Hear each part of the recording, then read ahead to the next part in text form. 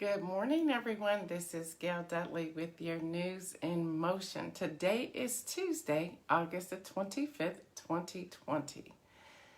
So how's everyone doing after last night? If you were able to watch the Republican National Convention, let me know in the comments how you are doing. So there's a lot to cover.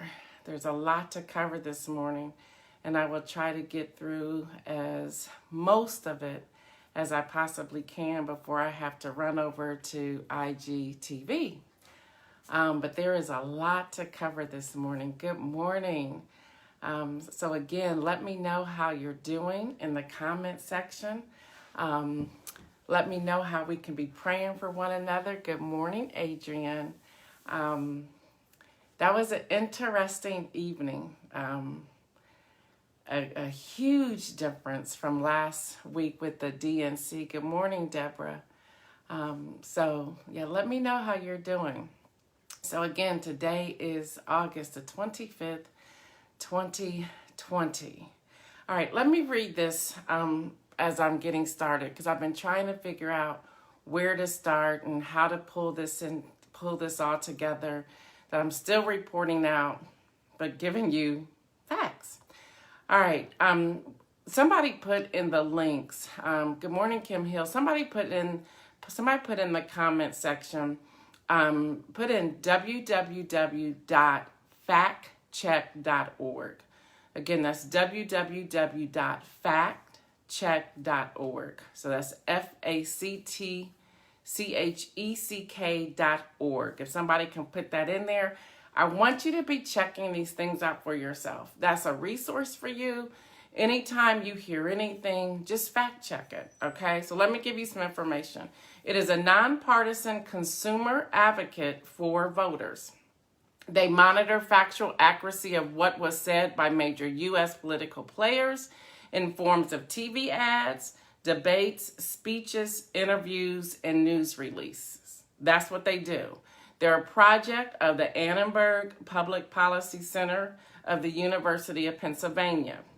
Their staff cannot work for campaigns, political groups. They cannot have any bumper stickers or yard signs, no campaign contributions to any party, no public expressions. With that being said, again, good morning. I see all of you coming in. Forgive me if I do not call you out by name. With that being said, that is factcheck.org. So if somebody can put that link in the comment section, make sure you use the factcheck.org. Because I want you to use it as a resource. So with that being said, last week during the Democratic National Convention, they only found 5 misleading comments. 5. They found one from Joe Biden, and that was about the COVID being the worst ever in the United States. Good morning, John Gore. That's my brother. There was one by Bill Clinton. There was one by Hillary Clinton. There was one by Bernie Sanders, and there was one by former Labor Secretary Hilda Solis. Now, again, factcheck.org, nonpartisan group, and I gave you all the information. You can see it for yourself, but remember, their staff cannot work for any campaigns, political groups, no bumper stickers, no yard signs, no campaign contributions, no public expressions whatsoever, or they will lose their job. It's a nonpartisan group, and it's divided, half Republican, half Democrat on their staff. What they know as half Republican and half Democrat based upon what they shared personally. But that's how it's broken up. So last week they found only 5 misleading comments. Again, one from Biden, one from Bill Clinton, one from Hillary Clinton, one from Bernie Sanders, one from former Labor Secretary Hilda Solis. And I fact-checked that myself with CNN, Fox News, MSNBC, and BBC, and even France 24. That's across the board. There were 5. During Donald, and I'm using his name today. It's going to be hard, but I am. But during Donald J. Trump's nominee acceptance speech, there were 32 false or misleading accounts. 32 in one speech. yesterday morning or afternoon when he did his acceptance speech. There were more than 12, and they're still counting them up from last night, but there are more than 12 false or misleading accounts in the first 30 minutes of the RNC that kicked off last night at 8:30 Eastern time. So DNC, there were 5 throughout the entire 4 nights. RNC, before it kicked off, there were 32 from the president himself, and then 12 false or misleading counts within the first 30 minutes. You have to weigh this. So let me go through this. It started out with Charlie Kirk, age 26, of Turning Point. He's a USA founder. And he said that Trump is a bodyguard of civilization, that he defends Americans' way of life. You work hard, you follow God, you work to create a civil way, you judge people on their actions. He says that activists are actually bitter. And then he said that Trump is a defender of Western civilization. Yeah, that right there alone, I could have turned it off, but I wanted to make sure I reported out. There was a lot about defunding police and abolishing ICE. Y'all, that's not the truth. That's not the truth. We need to understand what defunding police is all about. It's not about getting rid of the police. That is not it. That's their spin. That is not it. This night was about a lot of fear. They used, and as a believer, this bothered me. They used the name of Satan at least 18 times yesterday. And I started counting at 18. So that's why I said at least. They talked about protecting religious liberties. They talked about educational freedom. They gave a picture of a small business owner, and then her name is Tanya. She said that Democrats are not Christians. She talked about how she fell on her knees and prayed and asked the Lord to help her with her business. Well, I'm a Democrat. I fell on my knees. I prayed for my small business as well, and I believe God is blessing me in that. I don't think it has anything, y'all. In the Bible, there's nothing about Republicans, Democrats, or independents. That's not in there. It's not in there. So they painted this picture. They talked about that America is under assault from riots, and that they blame Joe Biden and Black Lives Matter. Well, here's the truth. It was and I'm not talking white or black, but there was a Republican who happens to be a white man who started the fire in the police department in Minneapolis. The woman that started the fire at Wendy's in Atlanta. So they kept doing this. And then Congressman Matt, I don't remember his last name. He talked about fighting to save America now. He talked about that the nightmares are becoming real, and we need to be able to sleep at night. Then we had the young lady, I think her name was Kim. They were going so fast. She's a candidate for Congress in Maryland. She's seeking Representative Elijah Cummings' seat. She talked about Baltimore is filled with drugs, corruptions, and liquor stores on every corner. It was this ongoing picture of things being horrible or negative. Again, defunding police, that was Ronna McDaniel. Amy Ford, who was an RN, she talked about the COVID-19 crisis, and then she mentioned that she noticed a positive change in the healthcare system.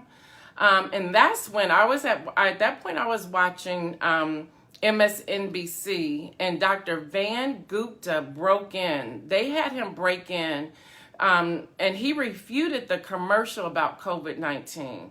He called it propaganda that is taking place in the RNC, and he said there's nothing to play about. If I was a person who was trying to give a position on Dr. Van Gupta, he was highly upset. And what he appeared to be upset about was that he is a profession that is his expertise, medical expertise, and he was really upset. And if you do get a chance to watch, y'all, please watch We have to be informed. It's hard. I'll be honest with you. It's hard.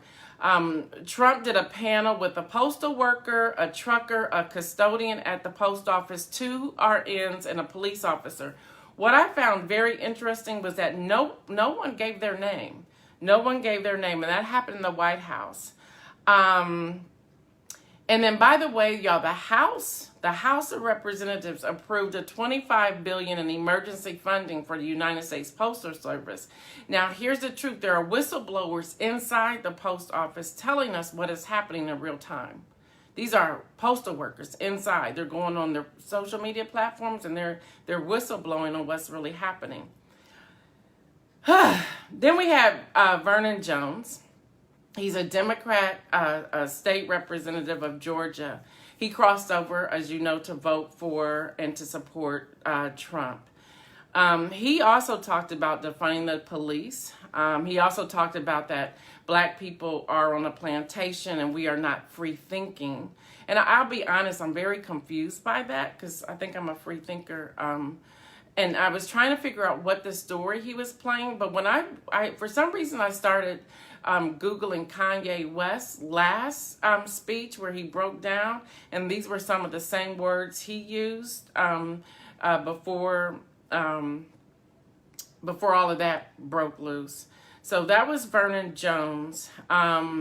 Andrew Pollock. Now, first of all, let me say I'm still very grieved by the shooting at Parkland. I'm very grieved and upset that he lost his daughter. I'm sure that is extremely hard. He told his story about his daughter, and he just shared where he was with trying to understand the gun laws. So my heart really went out to him. Then we had Mark and Patty McCloskey, a St. Louis couple. By the way, they were charged. They talked about abolishing the suburbs, and that's what Joe Biden and his administration would do. That's not true. Many people fact check that. That is not true. He does not have a policy to abolish the suburbs. Again, he talked about bringing in low quality apartments into the suburbs. You can see this for yourself just where you live, and you can answer that question. There's gentrification, absolutely. But that's in the inner city. That's in the hood. So we had that. Then they talked about your family will not be safe. Again, more fear.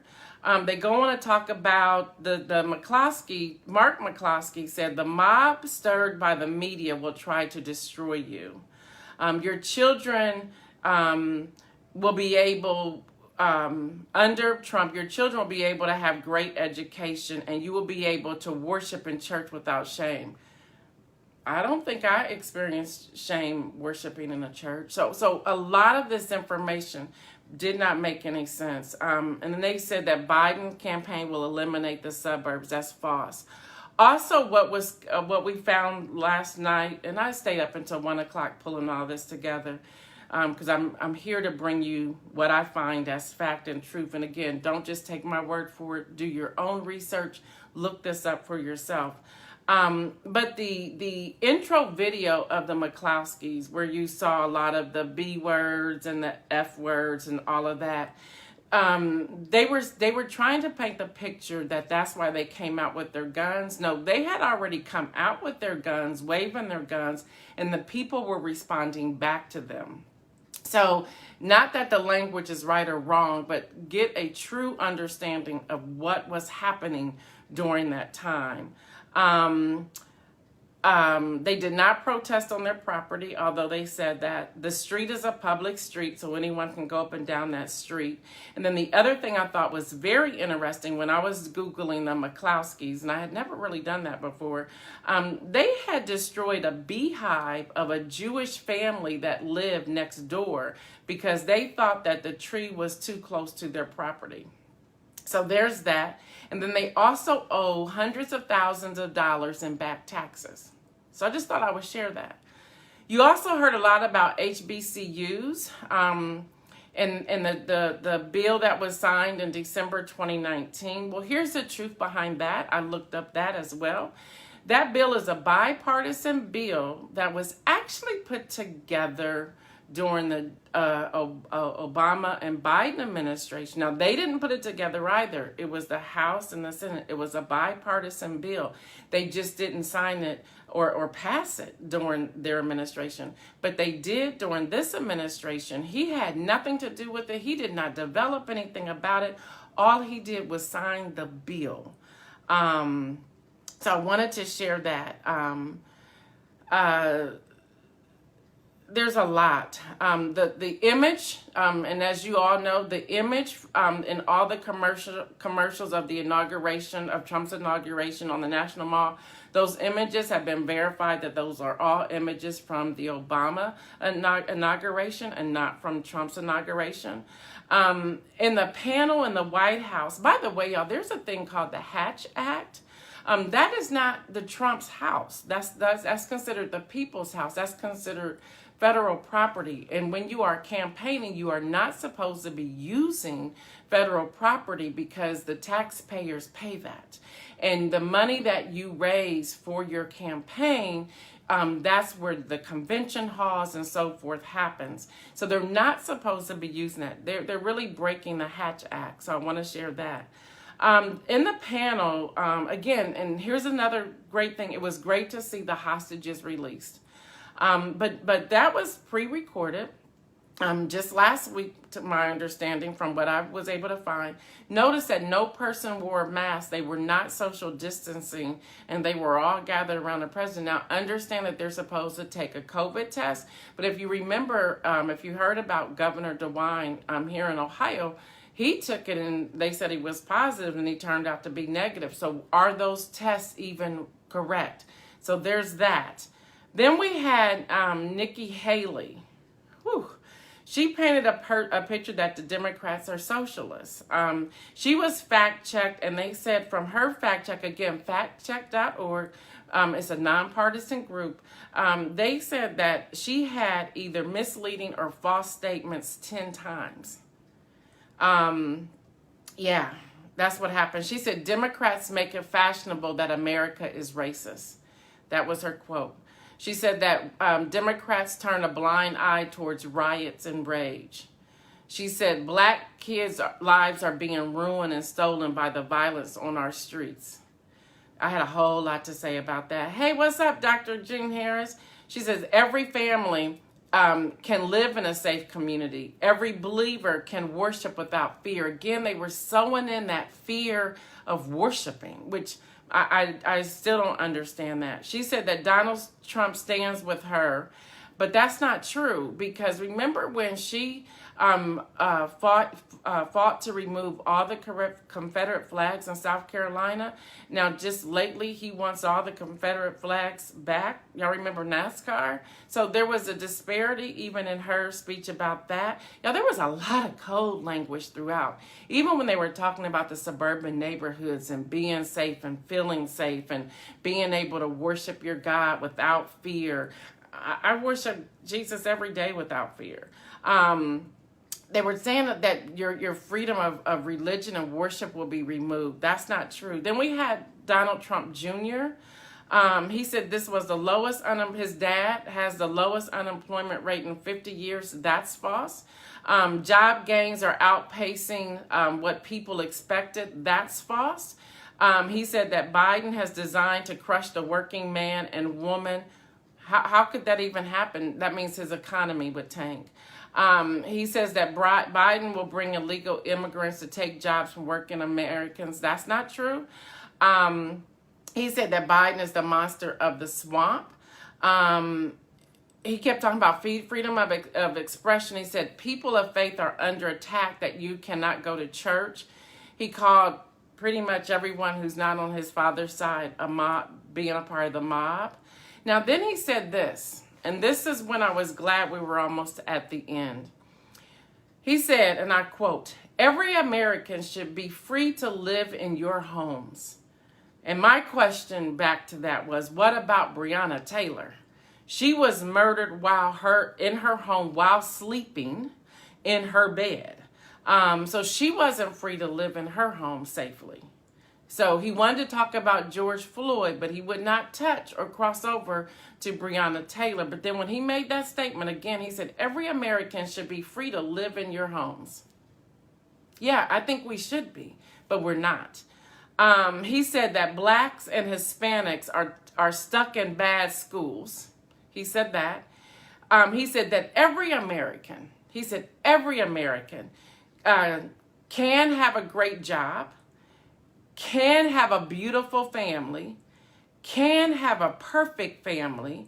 He said you can have it, but what are you choosing? And my question back to that is, really, and how? Yeah, and I'm trying to do this. The language and the anger from each speaker kept building throughout the night, and that was very concerning. Then we have Senator Tim Scott, who was the headline, who wrapped up the RNC. He did mention George Floyd and Breonna Taylor. He did. He was very passionate about that. But then he said that any of us can go out and get whatever job we want without any discrimination. But my response to that is unemployment is up to 30 million people under this administration, and yes, a lot of that is due to the pandemic. They downplayed COVID-19, which also bothered me.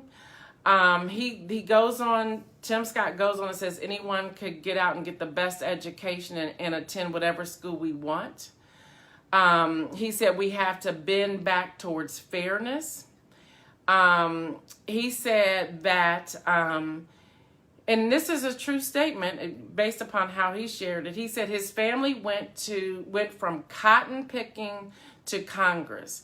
Well, anyone who is black or African American or black within Congress, they can trace back their family history from slavery, from cotton fields to the position they hold. And he was talking about, look at him, if he can do it, being raised by a single mom, that any black or brown person can do it. And let me give you these coronavirus numbers real quick. And again, I go through the World Health Organization, then I'll wrap this up.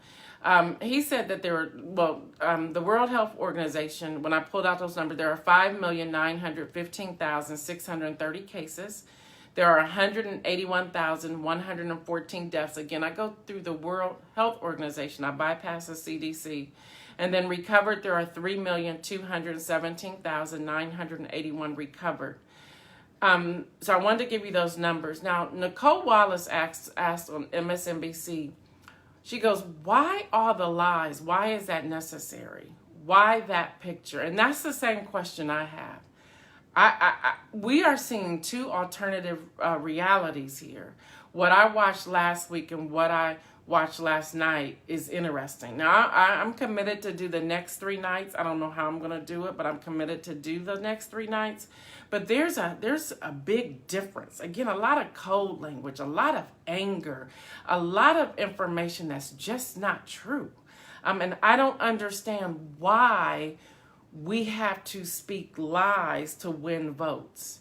I really don't understand. And I don't understand why people who know the truth will continue to back someone that is speaking lies. Again, as I started, the fact checkers, and then I watched across the board, including Fox News. Last week, the DNC had 5 misleading or false statements throughout the entire 4 days. In Donald Trump's speech alone, his acceptance speech for the nomination, he had 32. 32. And then there were 12 false or misleading statements at the beginning of the RNC within the first 30 minutes. Why? Why is that? So a lot to balance. And everyone, you have to choose for yourself. This is why we must vote. If you have not registered, you can go to iwillvote.com. You can go to rockthevote.org. You can even go to readypublication.com and click on the Ready to Vote campaign icon. They are needing poll workers. They are needing poll workers. In Ohio alone, y'all know I reside in Ohio, there are 35,000 poll workers still needed in Ohio. And they will begin closing polling locations in the marginalized communities, the poor communities, those communities that are just impoverished. So we have to really sign up, y'all. We have to. You decide how you want to vote, if you want to do early voting or vote by mail. But if you are going vote by mail, please, the moment you get that application, complete it, send it back. The moment you get your ballot, do the same thing, and then track it. Yeah, that was a lot last night. That was a lot. 2 wins. I did find 2 wins out of here. Rachel Maddow for fact checking. She was constantly fact checking and interrupting. Y'all, I noticed Fox News was interrupting as well. So a lot of people were interrupting, where last week they just played the whole thing. Last night they kept interrupting. And then Dr. Gupta for giving us the truth on COVID-19. So there's 2 wins. And I have to be honest, they are on top, per se, if you want to say it that way, because they're already in office. So I didn't understand their language and their attack last night. I didn't understand that. And then also, Michael Steele is a part of the Lincoln Project. Now he's the former RNC chair. And before I sign off, and this is where I'll give my inspirational message today. Jacob Blake. The last I checked, not unless someone knows any updated information, he's still in serious condition in a hospital in Wisconsin. If anybody's seen updated information, please type it there. Protests are beginning to break out. So y'all, we have to pray. The prayers of the righteous availeth much.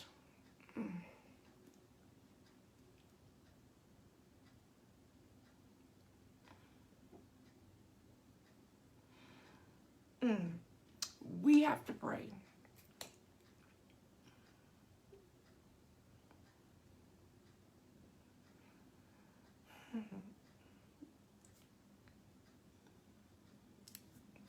This is our voice. This is our vote. I'm sorry, y'all, but we have to pray, because this will continue until we put something in motion that's going to make a difference. This is our vote. This is our life. And I remember what Michelle Obama said last week, what former Barack Obama said on last Wednesday. Even the presidential historian, John Meacham, when he said, this is dangerous. And if this is happening now, what do we have forward to look to if the same person gets in office? So register, people. If you're not registered, register to vote. But don't stop there. Vote. And then even after the election, and again, not just the highest office, local and state races as well. And then after the election, we have to hold our elected officials accountable. It's not about liking them. It's not about their personality. It is about, I care about my community, about America, and hold them accountable. So y'all, we have to pray. We have to pray. So I appreciate your prayers. I'll watch again tonight. I'll get reporting. And again, that tool I gave you, backcheck.org. They are a nonpartisan group. Again, I'll read to you their information. I'm trying to get up there. Their staff cannot work for campaigns, political groups, no bumper stickers, no yard signs, no, they cannot give any campaign contributions, no public expression. And again, you know, let's look at them. DNC had 5 in 4 days. 5. One from Biden, one from Bill Clinton, one from Hillary Clinton, one from Bernie Sanders, and one from former Labor Secretary Hilda Solis.